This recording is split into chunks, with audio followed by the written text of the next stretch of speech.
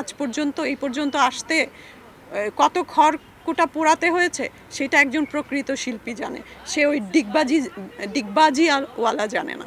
আসলে অনেক তারকা যখন একসাথে জ্বলে তখন কিছু তারকা হয়তো বা ম্লান হয়ে যেতেও পারে। ফ্লপ কি ফ্লপ না এখনই এই মুহূর্তে বলা যাবে না। এই মুহূর্তে দরদ চলছে হলে, দরদে আপনি পুলিশের ক্যারেক্টারে অভিনয় করেছেন, দরদ প্রসঙ্গে কি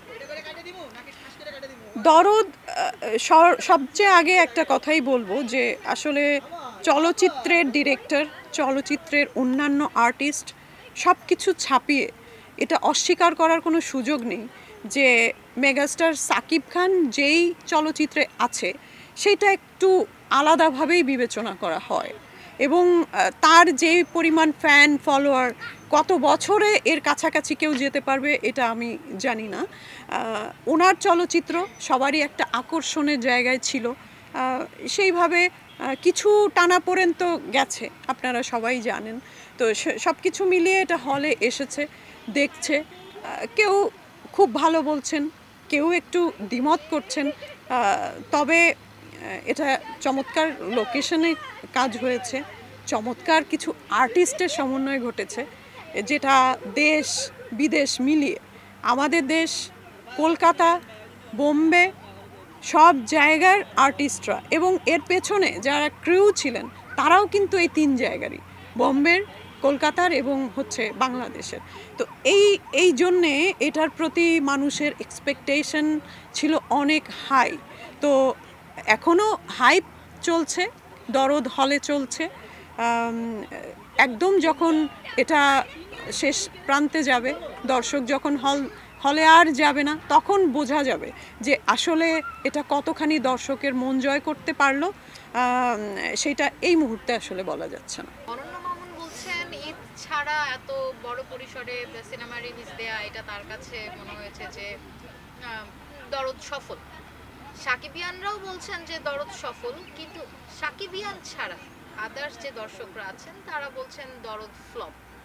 তো আপনিও তো ওই সিনেমারই একটা অংশ, এই ফ্লপ তকমাটাকে আপনি কিভাবে দেখছেন? দরদ কিন্তু এখনো চলছে, ফ্লপ কি ফ্লপ না এখনই এই মুহূর্তে বলা যাবে না। আমি যেহেতু ওই সিনেমারই একটা অংশ, ওটা আমি অবশ্যই প্রত্যেকটা সিনেমাকে পজিটিভলি দেখি। আমি একদম এ টু জেড সব সিনেমা হলে যেয়ে দেখি। তো দরদের আর কিছু না হলেও এটা যে একটা ভিন্ন জায়গায় শ্যুট করা, সেই লোকেশনগুলা এবং সাকিব খান এবং যে এত ভ্যারিয়েশন কি বলে অভিনয় শিল্পীদের, সেটা দেখার জন্য মানুষ হলে যেতে পারে। বাংলাদেশে তো আসলে চলচ্চিত্র এত বেশি বাজেটের চলচ্চিত্র কম হয়, কারণ বাজারটা তো আসলে ওরকম না।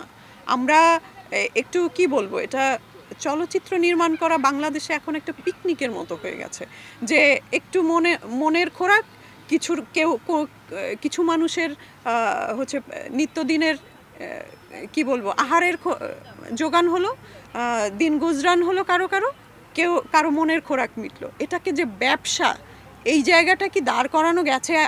এখনো পর্যন্ত যায়নি, কিন্তু দিনে দিনে আমরা দেখছি যে এই জায়গাটা একটু অধপতিত হচ্ছে। তো সেই জায়গার থেকে এত বড় বাজেটের, এত সুন্দর লোকেশনের, এত ভালো ভালো আর্টিস্টের সমন্বয় যেখানে ঘটেছে, স্টোরিটাও তো ভালো। ভুল ত্রুটি যদি ক্ষমা করে দেওয়া হয়, ভুল ত্রুটি ক্ষমা করেই আমাদের চলচ্চিত্র দেখতে হবে, কারণ বাজেটের জায়গায় আমরা অনেক হচ্ছে হাত পা বাঁধা। দরদে যদিও অনেক বাজেট আমাদের দেশের বাজেটের তুলনায়, তো সেই সব কিছু মিলিয়ে দেখতে যাওয়া যেতেই পারে। একবার দেখে এসে তারপর ফ্লপ বলি, না দেখেই ফ্লপ বলাটা এটাও একটু যুক্তিযুক্ত নয়। শাকিব খান কিছুদিন আগে সিনেমার স্পেশাল স্ক্রিনিং করেছিলেন, সেখানে অনেক তারকারা ছিলেন, কিন্তু আপনি সিনেমার একটি অংশ হয়েও আপনি সেখানে ছিলেন না, কারণ কি? আসলে অনেক তারকা যখন একসাথে জ্বলে তখন কিছু তারকা হয়তো বা ম্লান হয়ে যেতেও পারে, যে কারণে সব একত্রিত হওয়ার কিছু নেই, ভিন্ন ভিন্নভাবে একত্রিত হলাম। এই যে আমি দরদের কথা বললাম, আমি আমার মতো করে ইন্ডিভিজুয়ালি বললাম, এখানে যদি আমাকে যদি তারকা ধরা হয় আমি একা একাই জ্বললাম, হ্যাঁ, এটা দেখতে আরও সুন্দর লাগবে। তো এত তারকার ভিড়ের মধ্যে না যে আমি কিন্তু ইন্টারভিউ দিয়েছি দরদ নিয়ে, তো সেই জায়গায় আমি আমার মনের কথাগুলো অনেক পরিষ্কার করে বলতে পেরেছি, ভালো হলেও ভালো বলেছি, মন্দ হলেও মন্দ বলেছি, ওইটা আমি আমার মতো করে বলেছি। আর ওদের যে অ্যারেঞ্জমেন্টটা ছিল, সাকিব খানের সঙ্গে যে অ্যারেঞ্জমেন্টটা ছিল, এটা একটা গেট টুগেদার ছিল। যারা দরদের অংশ না তারাও অ্যাপ্রিসিয়েট করার জন্য এসেছিল, এবং এটা খুবই ভালো একটা উদ্যোগ ছিল। এবং সাকিব খান চেয়েছে যে অন্যরা যারা এটাতে পার্টিসিপেট করেনি, যাদের অনেক ফ্যান ফলোয়ার আছে, ওদের সমন্বয় যদি এক জায়গায় ঘটে তাহলে দর্শকরাও বুঝবে যে যেহেতু ওরা এসছে, ওরা বলছে দেখতে যেতে, ঠিক আছে সবাই মিলে যায়। এটা একটা প্রচারণার অংশ। তো প্রচার যে যেখান থেকে থেকে করলেই, সাকিব যেখানে একা থাকে, এটাই তো হচ্ছে যে প্রচারণার একটা অনেক বড় অংশ জুড়ে তিনি থাকেন। তো সেখানে না গেলেও কিছু না, না গেলেও কিছু না।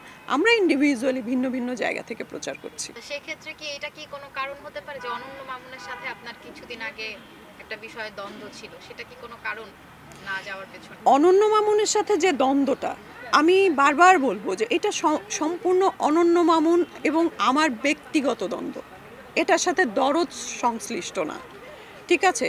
যদিও আমি দরদের প্রসঙ্গটা বারবার এসেছে, এটা একটা খুবই সত্যি বিষয় যে ভিউ বিষয়টা আজকাল খুব গুরুত্বপূর্ণ হয়ে গেছে, যেটা কখনো কখনো কিছুটা হলেও বেদনাদায়ক। হ্যাঁ, অনেক কিছু আছে যে সাকিব খানের প্রসঙ্গ না আনলেও চলে, তবুও তাকে টেনে আনা হয় বিকজ অফ ভিউ। তো এইটা একটা, আমি মনে করি খুব bad practice is going on, যে এটা থামানো উচিত, এখনই থামানো উচিত, এটা করা উচিত না। কারণ সাকিব খানের ভিউ এমনিও আছে, অমনিও আছে। অন্যান্য শিল্পীরা যাতে দর্শকের কাছে গ্রহণযোগ্যতা পায়, সেইভাবে অনুষ্ঠান ডিজাইন করা উচিত। আমি একটা সময় বলতেই হয় অ্যাঙ্কর ছিলাম। হ্যাঁ, মানে আমি প্রায় 13টা চ্যানেলে অ্যাঙ্কর হিসেবে কাজ করেছি, 6 থেকে 6,500 ইন্টারভিউ করেছি। তো সেই ছোট্ট অভিজ্ঞতা জায়গা থেকে আমি এটাকে খুবই একটা ব্যাড প্র্যাকটিস মনে করি। তো যেই প্রসঙ্গে ছিলাম, যে অনন্য মামুনের সঙ্গে আমার যে সমস্যাটা, সেইটা একেবারে অনন্য মামুনের সাথে। তো যেহেতু অনন্য মামুনের দরদ আসছে সামনে, সেহেতু এই দরদ এবং সাকিব খান বিভিন্ন প্রসঙ্গ উল্লেখ করে আমাকে প্রশ্ন করা হয়েছে। সেই জন্য দরদটা আর অনন্য মামুন আর আমার দ্বন্দ্বটা রিলেট করে ফেলছে, মিক্স আপ করে ফেলেছে। এটার সাথে এটার কোনো সম্পর্ক নাই। তাই যদি হতো তাহলে আমি দরদের সম্পর্কে একটা শব্দ উচ্চারণ করতাম না। দরদ শুধুমাত্র অনন্য মামুনের নয়, দরদের ডিরেকশন দিয়েছেন তিনি, এবং তাকে এক্সিকিউট করেছে কিন্তু বোম্বের ডিরেক্টররা, কলকাতার ডিরেক্টররা এবং অনেকে। তো সেইখানে, আর যেখানে সাকিব খান ছিলেন আর্টিস্ট, সোনাল চৌহান ছিলেন নায়িকা, বম্বের সব বাঘা বাঘা আর্টিস্টরা এখানে অভিনয় করেছেন, কলকাতার বাঘা আর্টিস্টরা অভিনয় করেছেন। আমাদেরকে না হয় আমরা বাঘা নাই বা বললাম, সেটা দর্শকরাই বলবে। তো সেইখানে এটা তো আমারও চলচ্চিত্র, এখানে প্রডিউসাররা অর্থলগ্নি করেছেন, আমাদের এফোর্ট আমরা দিয়েছি, সবার সম্মিলিত প্রচেষ্টায় একটা চলচ্চিত্র আজকে এই পর্যন্ত দাঁড়িয়েছে। তো সেটা আমি একজন অংশ হিসেবে আমি শুধু কাজই ভালোবাসি। এই মিডিয়া ইন্ডাস্ট্রিতে বহু বছর ধরে কাজ করছি, শুধু কাজ করেই যেতে চেয়েছি, স্টিল কাজ করে যেতে চাই। কাজের বাইরে ওই যে ভাইরাল হওয়া, ওই যে মানে খুচরা আলাপ, এই জিনিসগুলো আসলে আমি একটু কমই করে থাকি। ওই জায়গা থেকে আমি অনেক দূরে। আমাকে ব্লেমও করা হয়েছে যে অনন্য মামুনের বিরুদ্ধে যে অভিযোগগুলো আমি এনেছি, এগুলো আমি নাকি ভাইরাল হওয়ার জন্য করেছি। আপনারা সেটা সবাই জানেন যে ভাইরাল হতে হলে দুটো ডিগবাজি কিন্তু যথেষ্ট, এর থেকে অতিরিক্ত কিছু করতে হয় না আজকালকার দিনে। তো আমি 2011 সাল থেকে আজকে 2024 সাল, এত বছর কাজ করছি। ভাইরাল হওয়ার যদি ইচ্ছাই থাকতো, বহু কিছু সামনে এসেছে। ওইভাবে আসলে নিজেকে চেনাতে চাই না। নিজের কর্মগুণ বা কর্মদোষ এইগুলো দিয়ে যদি কেউ চিনল, তো সেখানে আমি আমার নিজেকে উপরে উঠাতেও রাজি আছি, আমি বসে যেতেও রাজি আছি। কিন্তু এই যে মানে এটাকে আমি একরকম ফাতরামি বলবো, সোজা কথা, এইভাবে নিজেকে শিল্পী বলেও দাবি করব, কিন্তু আমি আবার এই রকম ফাতরামি করেও ভাইরাল হতে চাইবো, এইটা খুবই মানে দ্বিচারিতা, এটা খুবই একটা অন্যায়, আমি একরকম বলবো। এতে করে শিল্পীদের মান কমে যাচ্ছে। শিল্পী হিসেবে তাকেও জানছে, শিল্পী হিসেবে আমাকেও জানছে যে সত্যিকারের শিল্পী সে কিন্তু প্রচুর কষ্ট করে, প্রচুর স্ট্রাগল করে। আজ পর্যন্ত এই পর্যন্ত আসতে কত খড়কুটা পোড়াতে হয়েছে সেটা একজন প্রকৃত শিল্পী জানে। সে ওই ডিগবাজিওয়ালা জানে না, ঠিক আছে? ও মজা পেয়ে গেছে যে আমি এক লাফ দিলেই আমার এটা হয়ে যায়। ওই বিভিন্ন ধরনের লাফের ভঙ্গি আবিষ্কার করে 2 দিন পর পর।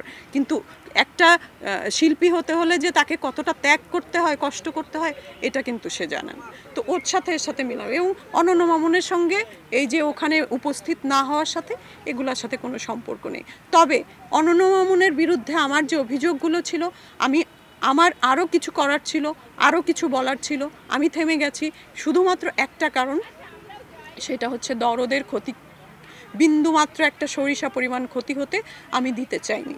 কারণ আমিও একজন আর্টিস্ট, দরদ আমারও চলচ্চিত্র।